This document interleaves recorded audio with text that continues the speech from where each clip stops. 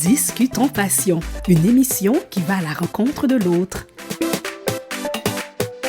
Discutons Passion, c'est de la musique d'hier à aujourd'hui. Discutons Passion, c'est un dialogue entre vous et moi. Bonjour, chers auditeurs, chères auditrices de l'émission Discutons Passion sur les ondes de Radio Centre-Ville 102.3 FM. Darmy Dubois avec vous. Et aujourd'hui, nous allons à la rencontre de Rogeline Schutt, qui est Miss Haïti Canada pour 2019. Donc, nous allons apprendre à la connaître davantage. Bonjour et bienvenue à l'émission, Rogeline. Bonjour, merci de m'accueillir. Alors, première question d'entrée de jeu. Rogeline Schutt, ce prénom, est-ce qu'il y a une signification, est-ce qu'il y a une explication derrière le prénom? Oui, je trouve une belle explication derrière mon prénom. Donc, c'est la conjugaison du nom de mon père et de ma mère en même temps. Donc, mon père s'appelle Auger, ma mère s'appelle Julie. Donc, ça fait Rogeline Schutt. Oh, c'est ça, je me demandais. Il y a toujours des histoires derrière le prénom. Alors, qu'est-ce que tu fais? Est-ce que tu es étudiante? Est-ce que tu travailles en même temps? Juste nous parler un peu de qu'est-ce que tu fais présentement. En ce moment, je suis en train de faire mon baccalauréat à l'université en travail social. Et je suis en deuxième année. En même temps, je travaille dans un organisme communautaire qui dessert des services auprès des personnes âgées. D'accord. Donc, baccalauréat en ce moment, en plus de travail à temps partiel. Super. Alors, tu as participé au concours de Miss Haïti Canada. Qu'est-ce qui t'a motivé à participer, à porter ta candidature? Je pense que c'était beaucoup de curiosité parce que je regardais souvent les concours de Miss de mon œil de jeune fille et ça m'intriguait. Je me disais, oh, j'aurais aimé être dans cette aventure-là. Et j'ai vu passer sur les réseaux sociaux les demandes de candidature pour l'édition 2018.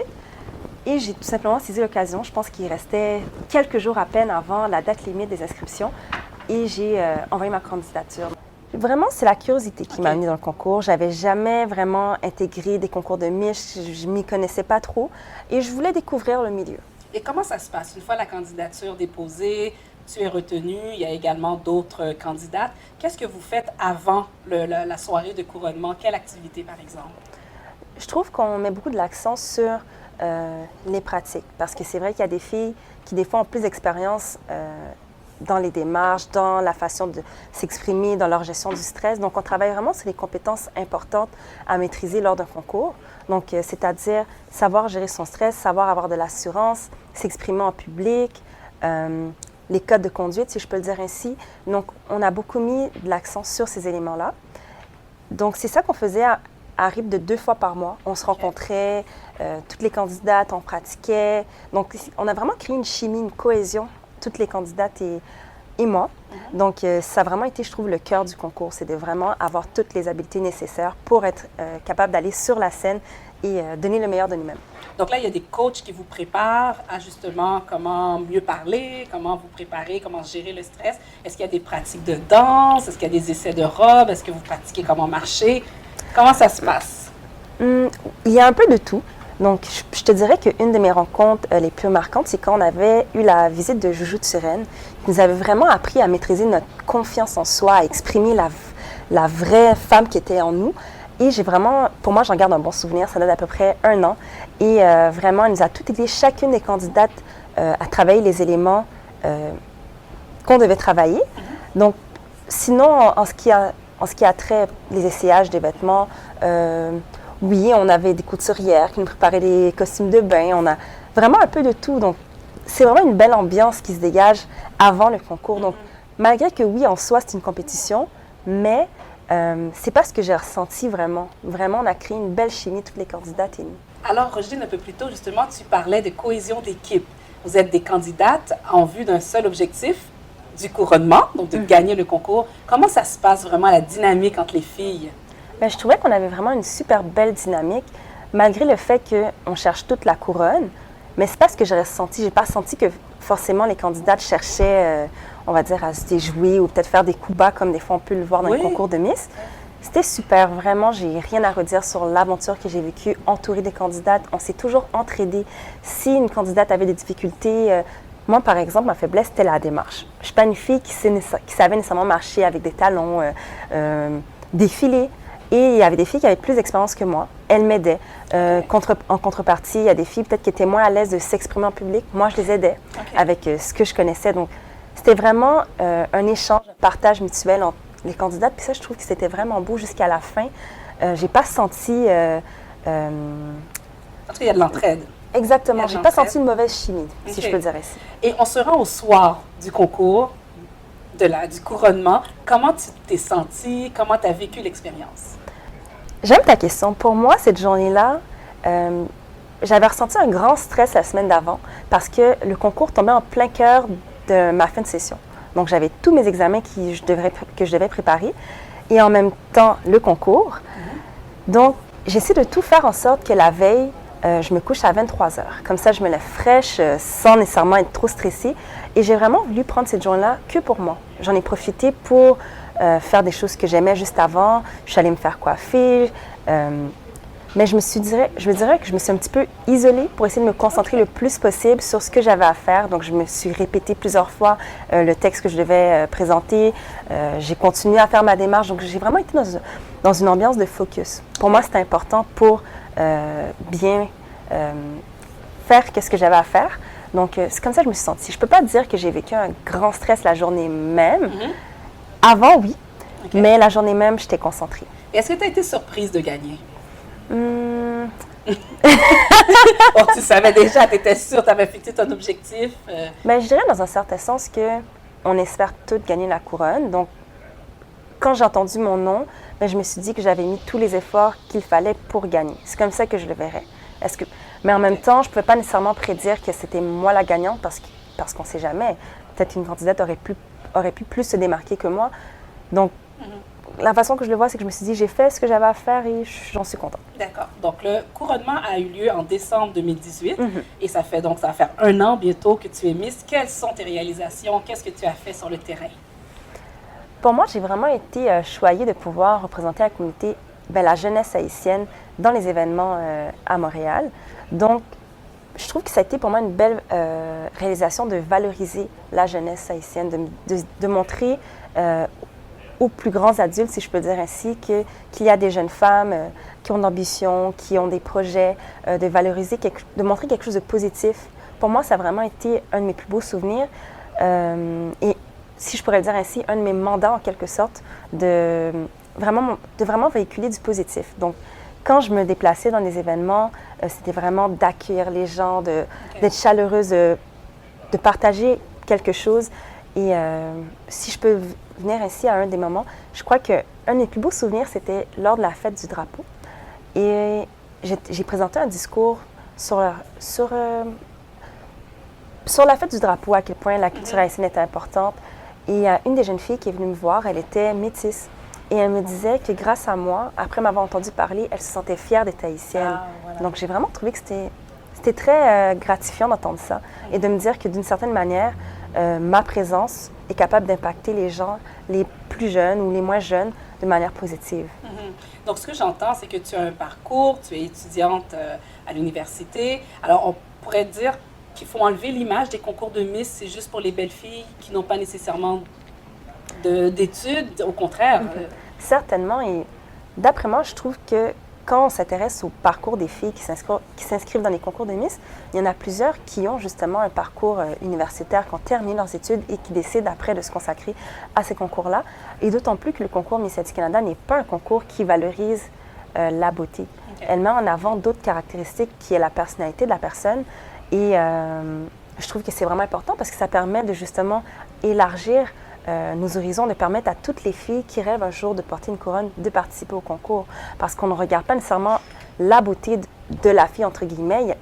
Dans la grille de pointage, il n'y a aucun point accordé à la beauté. Donc, c'est vraiment ce qui importe au juge pour élire une ambassadrice, c'est son assurance, sa gestion du stress, sa diction, sa confiance. C'est vraiment toutes des capacités qu'on est capable de développer en tant que personne et pas la beauté qui est un petit peu... peut-être en quelque sorte qu'on n'a pas forcément la main dessus, si je peux le dire ainsi. Quel conseil tu donnerais à une jeune fille, je ne sais pas moi, de 18 ans, de 20 ans, qui serait intéressée à participer au concours? Pourquoi elle ne devrait pas hésiter? Pour cette question-là, je me dirais, c'est sûr qu'il y a toujours on peut toujours hésiter. Parce que moi, je dirais que les concours de Miss, est-ce que c'est fait pour toutes les jeunes filles? Non, parce que ça dépend de la personnalité de la personne. C'est sûr qu'il y a des filles qui ne se voient pas devant la scène, présenter un talent. Donc, mais pour une fille qui se voit participer à un concours, je lui dirais de ne pas hésiter et de mettre tous les efforts qu'il y a à mettre en place pour participer à ce concours-là, qu'elle va s'amuser parce qu'on crée de belles amitiés, on fait de belles rencontres. Et c'est tellement valorisant quand les gens vous rencontrent et vous disent à quel point ils sont fiers de vous, qu'ils vous voient comme un modèle positif. Il n'y a rien de plus gratifiant d'entendre ce genre de commentaires-là. Et je crois que d'avoir cet impact-là à un jeune âge comme ça, mais on ne devrait pas hésiter pour s'inscrire en concours. Donc, c'est vraiment de rappeler aux jeunes filles qu'elles ne devraient pas hésiter que ce n'est pas simplement superficiel un concours de Miss comme on pourrait le penser, qu'il y a vraiment un impact qu'on peut avoir. Le rôle d'une Miss Haïti, c'est surtout un rôle de représentation, mais on aimerait bien savoir quels sont les prix qu'une Miss gagne. Donc, en ce qui concerne les prix, j'ai eu de très beaux prix. Donc, par exemple, j'ai reçu une bourse mensuelle qui me permet de faire mes activités. J'ai eu un cours en PNL, des vêtements, des bijoux, des séances photo, des soins, pédicure, manicure, du maquillage. Donc, tout ce qui est nécessaire pour qu'une Miss soit prêtée au cours de son année. Donc, il y a aussi un prix pour un cours de communication, je pense. Et oui, sans oublier la bourse que j'ai reçue d'Atelier Média pour suivre une formation dans cette école qui me permet d'acquérir des compétences en termes de journalisme, communication ou animation. Et je suis en ce moment des cours pour justement avoir une attestation dans ce domaine-là. Okay. Donc là, le concours recommence, c'est-à-dire que c'est au mois de décembre. Est-ce que tu peux nous donner, par exemple, la date, comment ça va fonctionner, si les gens sont intéressés à venir voir le prochain couronnement? Pardon. Donc, le prochain couronnement se déroule le 21 décembre 2019, donc c'est dans à peu près 1 mois et quelques jours, donc c'est très, très, très bientôt. J'invite les gens à se procurer leurs billets en ligne sur le site sur la page Facebook de Miss Haïti Canada. Il y a un lien indiqué billetterie et ils seront redirigés sur le site de Wiz Event. Donc, ils peuvent simplement avoir des billets, soit pour le spectacle, pour avoir un souper-spectacle. Donc, il y a plusieurs formats de billets que les gens peuvent se procurer. Super. Alors, on va prendre une pause musicale et on revient dans quelques minutes. Partout je suis chez moi, du pays des tropiques au désert des grands froids, tout au bout de l'Afrique ou à Milford, Nebraska. Je suis chez moi. Partout je suis chez moi, tous ces gens qui me parlent, ces gens que je vois, me ressemblent étrangement, ils pourraient être moi, ou bien toi.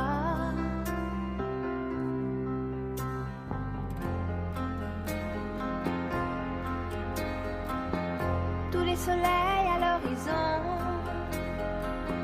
nous font faire les mêmes sourires. Il n'y a vraiment pas de raison de se faire la guerre. Toutes les étoiles de l'horizon nous donnent envie d'être immortels et de comprendre la raison de l'univers. Et on a besoin d'être aimé. Alors, on a écouté une chanson de ton choix, c'est ça le but d'en Discutons Passion. Quelle est la chanson que tu as présentée au grand public? J'ai décidé de présenter la chanson d'une terrienne de France Gall. France Gall, c'est une artiste que j'aime beaucoup. Depuis que j'ai à peu près 15 ans, je suis très fan de cette artiste-là. Et j'ai préféré choisir cette chanson-là spécifiquement parce que j'aime bien les chansons qui relèvent d'une certaine mélancolie. Et quand j'écoute cette chanson-là, justement, ça me met dans cette émotion-là. Disons que j'aime les chansons qui évoquent de belles paroles. Donc, là, c'est une chanson qui parle, comme on peut le voir, d'une fille et son rapport au monde, à quel point que finalement, bien qu'elle soit dans son pays, mais elle a toujours quelque chose en commun avec chaque personne dans la Terre, même si qu'elle n'a pas le même langage, mais elle a les mêmes émotions qu'une personne qui vit en Asie, en Afrique. Donc, c'est une chanson qui vient beaucoup me chercher et qui, justement, me fait ressentir une mélancolie que, disons, en quelque sorte, que j'aime bien. OK, donc juste rappeler le titre de la chanson. La chanson d'une terrienne. La chanson d'une terrienne. Parfait. Quelle est ta passion? Parle-nous d'une de tes passions, quelque chose qui t'allume, que tu aimes faire. Cette question-là, elle m'intrigue parce que quand je pense à mes passions, j'avais envie de dire que j'en avais pas. Mais je sais que c'est pas la bonne réponse. J'ai lu un livre qui traitait justement du bonheur, des intérêts, des passions. Il disait que lorsque tu arrives à faire quelque chose sans que ça soit une obligation, on peut presque parler d'une passion. Et là, ça peut sembler un peu bizarre, si je peux dire ainsi, mais j'aime bien m'entraîner. Pour le moment, je le vois un peu moins comme une... Oui. OK. Donc, je le vois un peu moins comme une obligation. Maintenant, je le fais sans me casser la tête, si je peux le dire ainsi. Je me lève le matin à 5 heures, je m'en vais m'entraîner au gym à 6 heures du matin, je le fais régulièrement. Okay. Donc, je crois que j'ai pas l'impression de vivre une passion, mais je me dis que veux pas, ça doit l'être parce que je le fais sans que ça me dérange. Et l'entraînement sportif, c'est très important pour la santé physique, émotionnelle. Effectivement, et je valorise le sport depuis que j'ai 15 ans. J'ai connu quelques moments de ma vie où je prenais un peu plus de poids et après j'en perdais. Et j'ai toujours vu le sport pour moi comme une manière de me stabiliser. Ça me permet tellement de retrouver la confiance en moi. Avant de commencer le concours Miss Haïti Canada, j'avais une prise de poids de 35 à 40 livres. Wow. Et pour le concours, j'ai perdu tout ce poids-là. Et ça m'a tellement aidée à me sentir bien sur la scène, à dégager de la confiance, de l'assurance. Donc vraiment, je trouve que le sport a une place particulière dans mon cœur. Parfait. Rogeline, ça nous a fait plaisir de te recevoir dans Discutons Passion. Tu as vraiment pu démontrer à quel point c'était intéressant de participer au concours de Miss Haïti. Je te souhaite une bonne continuation. Je ne sais pas qu'est-ce que tu vas faire dans les prochaines années. On va quand même continuer à te suivre. Quand on est Miss Haïti une fois, je crois qu'on porte le titre très longtemps. On me le dit déjà. J'ai pas encore eu ma couronne, mais on me dit, Rogeline, tu restes une Miss. On ne peut pas t'appeler autre chose que Miss. C'est Miss, voilà. Alors, merci. Puis, on invite tous les gens à acheter leurs billets pour assister au couronnement du mois de décembre. Merci à toi. Merci.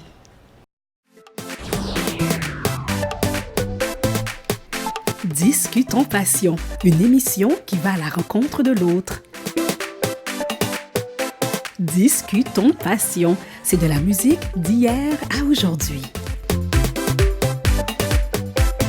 Discutons Passion, c'est un dialogue entre vous et moi.